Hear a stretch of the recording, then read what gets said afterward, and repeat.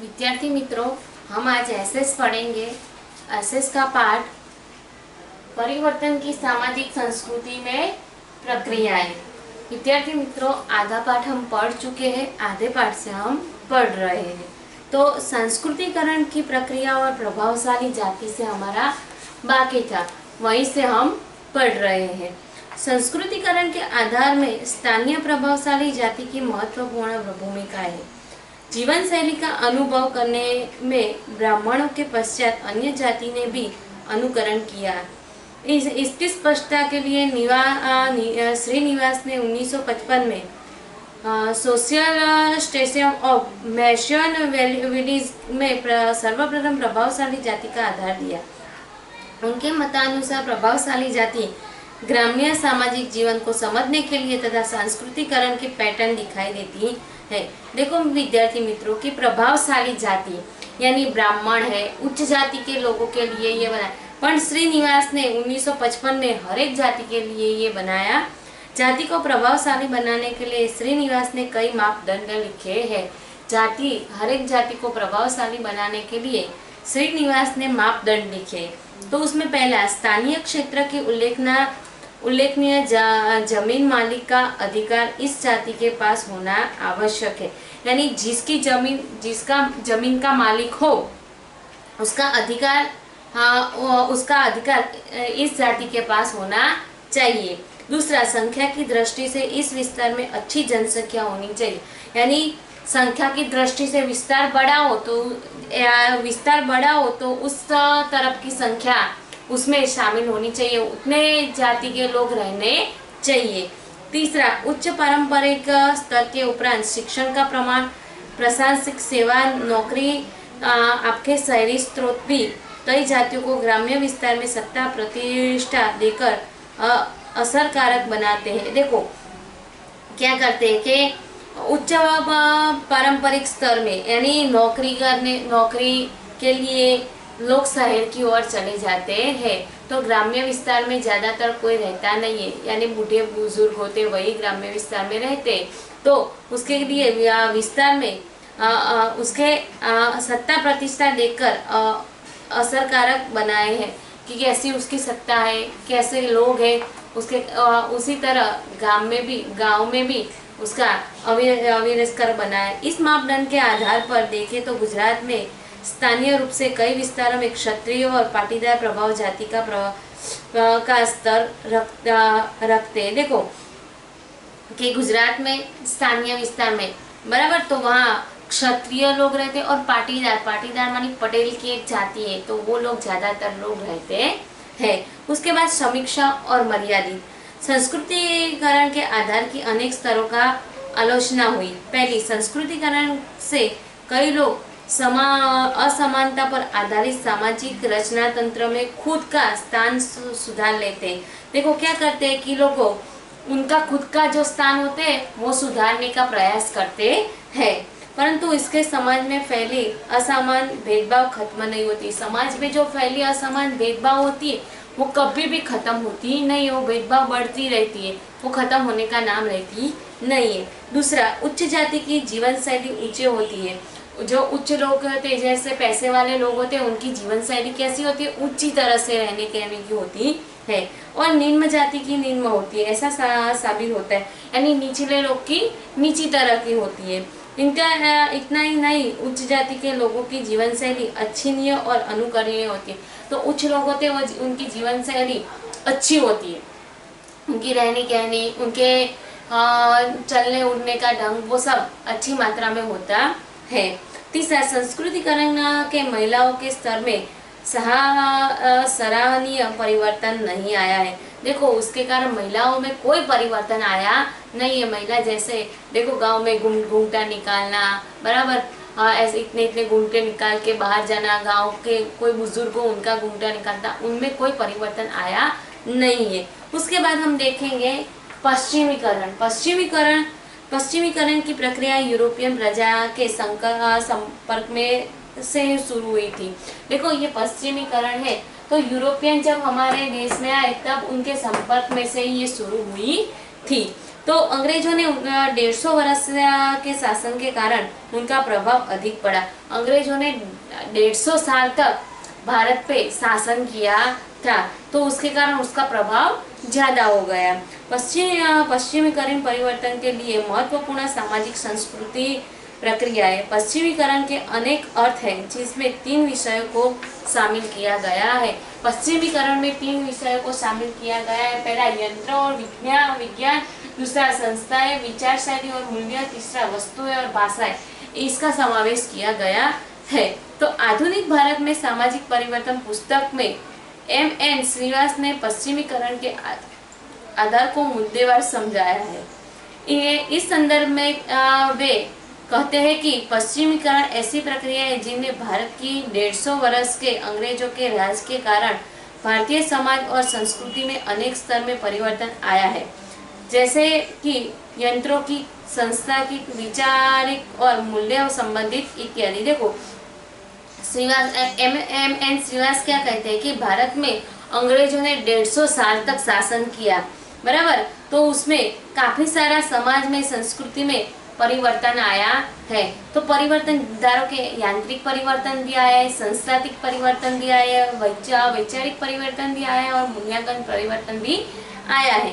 पर पश्चिमीकरण एक व्यापक संकुलन और कई स्तर वाला आधार है। उसके एक किनारे से पश्चिमी टेक्नोलॉजी से लेकर दूसरे किनारे तक आधुनिक विज्ञान और आधुनिक इतिहास लेखन का विशाल क्षेत्र समावेश कर लिया गया है। देखो एक तरफ टेक्नोलॉजी है, बराबर, तो दूसरी तरफ टेक्नोलॉजी से होकर दूसरी तरफ उन्होंने आधुनिक विज्ञान, यानी नए नए, ये आप देख रहे हैं अभी आधुनिक विज्ञान, यंत्रों भी नए, पहले खेत में काम करते थे तो हल लेके करते, अभी आधुनिक आ गया है, ट्रैक्टर से खेतर खेड़ा जाता है। वैसे टेक्नोलॉजी सब आने लगा है। संस्कृतिकरण और पश्चिमीकरण में भारत में संरचनात्मक परिवर्तन से बढ़कर सांस्कृतिक सामाजिक परिवर्तनों को समावेश का आधार है। नए मूल्यों, आदर्शों और संस्थाओं द्वारा जो बदलाव आया है उसे हम पश्चिमीकरण कह सके, अर्थात पश्चिमी की विचार शैली का मानववाद, धर्मनिरपेक्ष, उदारमतवादी, समानवादी मूल्यों ने अंग्रेज शासन के दरमियान भारत में प्रवेश किया। भारतीय समाज जीवन के विभिन्न क्षेत्रों में जो परिवर्तन आया उसको सूचित किया। देखो अंग्रेजों ने इस शासन काल में दरमियान भारत में प्रवेश किया था, यानी मानववाद, निरपेक्षता, उदारतावादी, समानतावादी, उन मूल्यों में अंग्रेजों ने भारत में प्रवेश किया था। तो अंग्रेजों ने आके भारत को पूरा पायमाल बना दिया था। पायमाल माने गरीब देश बना। देखो कच्चा माल पूरा उनके इंग्लैंड में ले जाते थे, यहाँ से कच्चा माल, और वहाँ से जो पक्का माल बनता था तो भारत में आता था, तो वही माल हमें महंगा पड़ने लगता था। तो उसके कारण ये विभिन्न क्षेत्रों में जो परिवर्तन है उसको सूची बनाया गया है। तो पहले पश्चिमीकरण का आधार, तो उसका आधार M.S. श्रीवास ने अपने उदाहरणों द्वारा भारत का पश्चिमीकरण का उस निश्चित निम्नलिखित दिए गए आधारों द्वारा समझाया है। उन्होंने 7 आधारों द्वारा समझाया है। तो पहला, ब्रिटिश शासन दरमियान भारत में विशेष करके कृषि क्षेत्र के कानूनों और प्राथमिक प्रशासनिक कार्यों में प्रभाव से बृहद परिवर्तन आया। 18वीं शताब्दी के अंतिम वर्षों में जमींदार रैयतवाड़ी जैसी व्यवस्थाओं को जमीन मालिक और राजस्व प्राप्त करने के लिए बनाया गया था। परिणाम स्वरूप ग्रामीण विस्तार में नई भूमि व्यवस्था बनी। देखो क्या बोल रहे हैं कि जब ब्रिटिश शासन दरमियान भारत में कृषि क्षेत्र में कानून बनाए गए, उसमें जमींदार रैयतवाड़ी जैसे व्यवस्थापनों को जमीन की मालिक राजवस्था प्राप्त करने के लिए बनाया गया था कि जिसकी जमीन हो, तो पहले वो लोग क्या करते थे कि जमीन पे भी कर हमें महसूल चुकाना पड़ जाता। महसूल मानी आपको देखो कि ये आपके खेत में कितना अनाज हुआ, तो आधा अनाज का या तो अंग्रेजों को देना पड़ता था या अनाज के बदले में महसूल चुकाना पड़ता था। दूसरा, अंग्रेजों ने समाज की व्यवस्था बनने के लिए नए कानून और न्याय तंत्र की व्यवस्था बनाई। देखो समाज क्या बोल रहे हैं कि अंग्रेजों ने समाज की व्यवस्था के लिए एक नया कानून और एक न्याय तंत्र बनाया। सेना और पुलिस दल की नए सिरे से रचना की, नई सेना बनाई, नई पुलिस दल बनाए, जिसके कारण समाज में बड़ा परिवर्तन आया। तो उसके कारण समाज में काफी सारा परिवर्तन आने लगे, क्योंकि अंग्रेजों ने उस अनुसार उनके पुलिस बनाए, उनकी सेना बनाई, तो उसके कारण समाज में काफी सारा परिवर्तन आने लगा। तीसरा, अंग्रेजों ने भारत में पश्चिमी शिक्षण व्यवस्था का प्रबंध किया, जिसके कारण शिक्षा सभी के लिए सुलभ हुई और सभी को अवसर मिला। समय बीतने के बाद इस शिक्षा व्यवस्था में ग्रामीण विस्तार में नए विचार और मूल्यों का प्रचार प्रसार किया। देखो, अंग्रेजों ने शिक्षा का प्रबंध किया, तो शिक्षा के कारण सब लोग शिक्षा के कारण सुलभ हुई और सभी को अवसर मिला, पढ़ने का सभी को अवसर मिला। और शिक्षित वर्ग गांव में भी नया, जो पढ़े लिखे होते वो गांव में जाते हैं तो नए विचार मूल्य प्रस्तुत करते हैं। पढ़े लिखे होते हैं वो अपना नया नया बात रखते हैं, ये करो वो करो, बराबर। जो पढ़े लिखे नहीं होते वो उनका सोचना अलग होता है, पढ़े लिखे उनका सोचने अलग होती है। चौथा, अंग्रेजों ने भारत में मुद्रण व्यवस्था शुरू की, इस कारण समाचार पत्र पुस्तकें सामयिक का प्रकाश शुरू हुआ तथा विस्तार मिला। समाज में अनेक वर्गों एवं समूह में से विचार व्यक्त करने के लिए मुद्रणखाना में आधुनिक सुविधा दी गई। इस कारण में विश्व स्तर में नए विचार मूल्य प्रचार में आए। देखो, उसमें उन्होंने समाचार पत्र पुस्तक वो प्रकाशन शुरू किया, तो समूह कोई वर्ग हो, कोई समूह हो, उसमें मुद्रा यानी मुद्राक्षर यानी बातचीत करने का शुरू किया। तो गांव विस्तार में इसकी नए विचार, नए मूल्य के प्रचार हुए।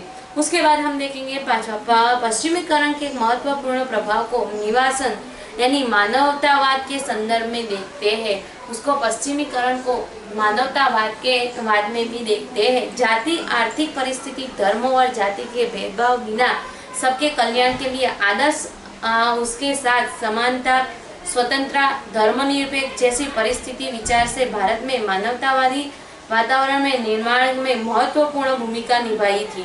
इनके फलस्वरूप भारत ने कई सामाजिक सुधार की प्रवृत्ति शुरू की। देखो, उसके बाद उसमें मानवतावाद आया, उसके बाद जाति, आर्थिक परिवर्तन, धर्म और जाति में भेदभाव बिना, कोई धर्म कोई जाति में भेदभाव बिना, बराबर।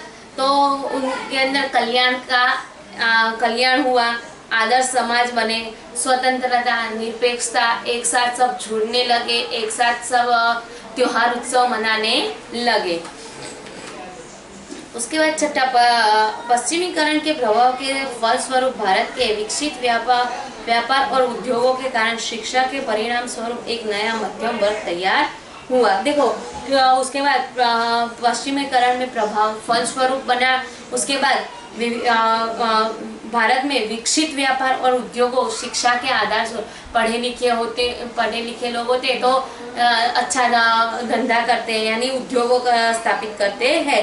तो उसके कारण नया एक मध्यम वर्ग शुरू हुआ। अंग्रेज सरकार द्वारा प्रारंभ की गई प्रशासनिक व्यवस्था की शुरुआत में नौकरी करने वाला निम्न शिक्षित वर्ग समय के साथ साथ आधुनिक भारत में प्रभावशाली मध्यम वर्ग के रूप में स्थापित हो गया। इस वर्ग में वकील, डॉक्टर, अध्यापक, साहित्यकार तथा कलाकार और बुद्धिजीवन वर्ग की विकास सिद्ध हुआ। इस नए वर्ग के फलस्वरूप देश में पश्चिमी संस्कृति में कई तत्वों को स्वीकार किया गया। इसके कारण शहरों में आधुनिकता का विकास हुआ। देखो, पढ़े लिखे लोग यानी वकील, डॉक्टर लोग डॉक्टर बने, वकील बने, अध्यापक, साहित्यकार बने, कलाकार बने। उसके कारण भारत एक फलस्वरूप देश और पश्चिमी संस्कृति में नए शहरों में आधुनिक विकास हुआ। शहर में क्या हुआ, नया आधुनिक डॉक्टर बने, बराबर। कोई डॉक्टर बना, कोई अध्यापक बना, कोई वकील बना, तो उसके कारण देश शहर में आधुनिक विकास हुआ, शहर का आधुनिक विकास हुआ। सातवां, अंग्रेजों के शासन के दरमियान स्वतंत्रता की लड़ाई में उत्पन्न हुई पश्चिम लोकशाही, उदारवाद, राष्ट्रवाद से प्रेरित होकर देश के नेताओं ने लोगों को संगठित करने का कार्य प्रभाव किया। आजादी की लड़ाई में वर्षों तक लोकशाही के प्रति श्रद्धा और विश्वास इतना विकसित हुआ कि स्वतंत्र भारत में लोगों ने शासन व्यवस्था के लिए लोकतंत्र को स्वीकार किया। यह पश्चिमीकरण का प्रभाव है, ऐसा कहा जाता है। देखो, हमारा जब देश स्वतंत्र की लड़ाई, देश को अंग्रेजों से आजाद करवाना था, तब उनमें स्वतंत्र लोकशाही का प्रभाव ज्यादा था। इसके लिए हमारा देश अभी लोकशाही जीवन जी रहा है। उसके बाद हम नया टॉपिक पढ़ेंगे, वैश्वीकरण। 21वीं सदी में सामाजिक परिवर्तन की चर्चा वैश्वीकरण उदारीकरण के संदर्भ में अधूरी मानी जाती है। वैसे तो भारत के लिए वैश्वीकरण की प्रक्रिया नहीं है। 20वीं सदी के अंत में 10 में पूरे विश्व में 3 प्रक्रिया शुरू हुई, उदारीकरण, निजीकरण और वैश्वीकरण। देखो, 21वीं सदी में अधूरी मानी जाती। 20वीं सदी में, पहले 20वीं सदी में कौन सी थी? 3 थी, उसमें उदारीकरण, निजीकरण और वैश्वीकरण। इन तीनों प्रक्रियाओं ने देश की अर्थव्यवस्था पर, समाज और संस्कृति पर प्रभाव डाला था। इन तीनों ने समाज और संस्कृति पर प्रभाव डाला था।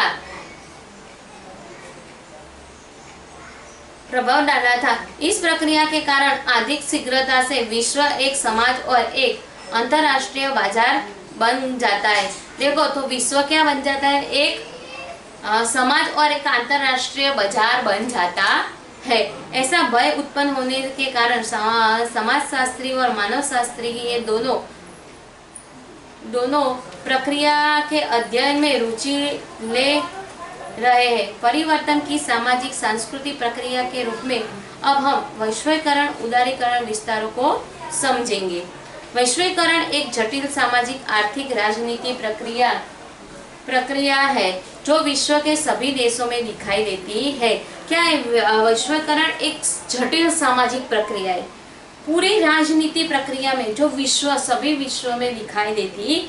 समाज वैज्ञानिक की दृष्टि से वैश्वीकरण की प्रक्रिया समय और भौतिक अंतर को घटनात्मक राष्ट्र और राज्य को नजदीक ला दे रही है। देखो, समय और भौतिक अंतर होता है, उसमें राष्ट्र और राज्य को नजदीक वो ला रही है। और विश्व एक गांव बन रहा है। तो पूरा विश्व क्या बन रहा है? एक गांव हो ऐसा बन रहा है।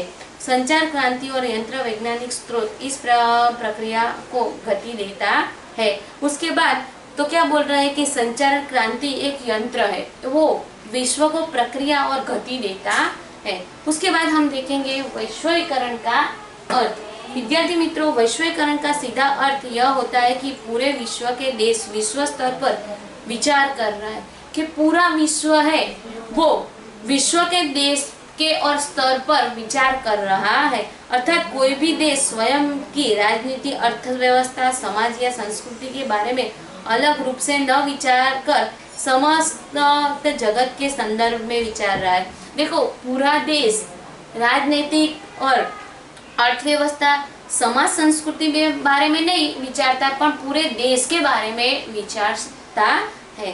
सामाजिक दृष्टिकोण से देखें तो इतिहास में पहली बार घटना घटी हुई है कि स्थानीय और वैश्विक समाज के लोग एक सूत्र से बंध गए हैं। देखो, क्या बोल रहे हैं कि विश्व में, यानी दृष्टिकोण से देखे जाए तो इतिहास में पहली बार ऐसा हुआ है कि स्थानीय और विश्वकरण के लोग एक सूत्र में बंध गए हैं, कि एक सूत्र के साथ जुड़े हुए हैं। इसके लिए अनेक प्रक्रिया विश्व भर के लोगों के सामाजिक संबंधों पर भी अधिक प्रभाव डालते हैं और उसको नजदीक लाते हैं, जिसे समाजशास्त्री वैश्वीकरण के रूप में देखते हैं। देखो, विश्व भर में लोग एक दूसरे के साथ जुड़े होते हैं, उसके साथ नजदीक आते हैं और एक दूसरे के साथ जुड़े रहते हैं, उसे सामाजिक वैश्वीकरण कहते हैं। उसके बाद हम परिभाषाएं पढ़ेंगे कि ग्रेडेंस विभिन्न लोगों को दुनिया के विभिन्न क्षेत्रों के बीच बढ़ने वाली पारंपरिक ही वैश्वीकरण है। यह पारंपरिकता सामाजिक और आर्थिक संबंधों में होती है, इसे समय और स्थान मिल जाते हैं। देखो, क्या बोलता है कि दुनिया के विभिन्न क्षेत्रों में बढ़ने वाली पारंपरिक एक वैश्वीकरण है, तो वो समय और स्थान को मिला देता है।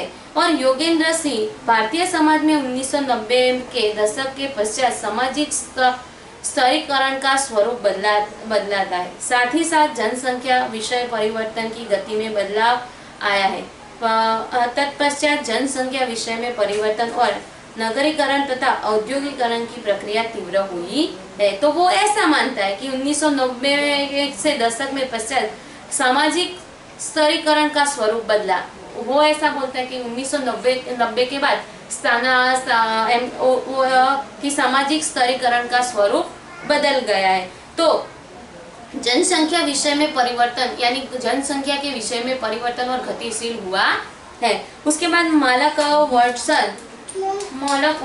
वाटसन, वैश्वीकरण एक प्रक्रिया है। क्या बोल रहा है कि वैश्वीकरण एक प्रक्रिया है जिसके सामाजिक सांस्कृतिक व्यवस्था जो भौगोलिक दबाव होता है वह पीछे हट जाता है। लोग भी समझते हैं कि भौगोलिक सीमाएं अर्थहीन तथा बेवजन होती है। देखो वो क्या मानता है कि वाटसन ऐसा बोलता है कि वैश्वीकरण एक प्रक्रिया है, बराबर। तो वो एक प्रक्रिया की सांस्कृतिक भौगोलिक दबाव हो वह पीछे हट जाता है, कि भौगोलिक दबाव आता है तब वो पीछे हट जाता है। लोग भी समझते हैं कि भौगोलिक सीमा अर्थहीन तथा बेवजह होती है, कि भौगोलिक सीमा, लोग ऐसा समझते हैं कि भौगोलिक सीमाएं बेहद अर्थहीन है और बेवजह होती है। विद्यार्थी मित्रों, हम आगे का पाठ अगले वीडियो में पढ़ेंगे। अस्तु।